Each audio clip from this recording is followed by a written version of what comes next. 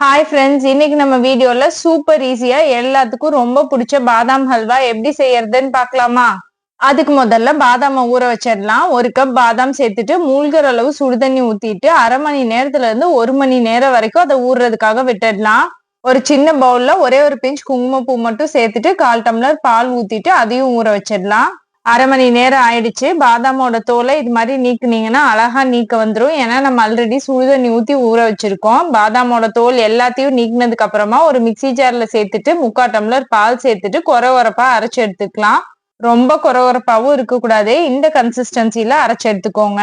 ஒரு பேன்ல 1/2 கப் நெய் சேர்த்துட்டு நம்ம ஏற்கனவே அரைச்சு வச்சிருக்க பாதாம் விழுத அதுல சேர்த்துக்கலாம். மீடியம் ஹீட்ல வச்சு ஒரு 10 நிமிஷம் நல்லா கலந்து விடுங்க. இந்த மாதிரி நெய் எல்லாத்தையும் பாதாம் இழுத்துட்டு நல்லா சுருண்டு வர ஆரம்பிக்கும். இப்ப இந்த ஸ்டேஜ்ல அது கூட 3/4 கப்பு சர்க்கரை சேர்த்துக்கலாம். எந்த கப்புல பாதாம் அளந்தீங்களோ அதே கப்புல சர்க்கரையும் அளந்துக்கோங்க.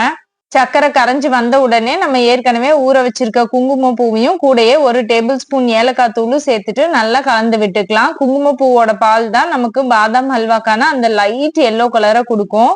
இன்னொரு 10 நிமிஷம் மீடியம் ஹீட்ல வச்சு கை விடாம கலந்து விட்டீங்கன்னா பேனுக்கு ஒட்டாம இது மாதிரி ஹல்வா அழகா சுருண்டு வர ஆரம்பிக்கும். இந்த ஸ்டேஜ்ல நம்ம சர்வ் பண்ணிடலாம். நமக்கு நட்ஸ் வேணும்னாலும் இது கூட சேர்த்துக்கலாம். பட் யூஸ்வலா பாதாம் ஹல்வாக்கு நட்ஸ் சேர்க்க மாட்டாங்க. நல்லா சுட சுட இதை செஞ்சு சர்வ் பண்ணி பாருங்களேன், அவ்வளோ அட்டகாசமா இருக்கும். பாய்.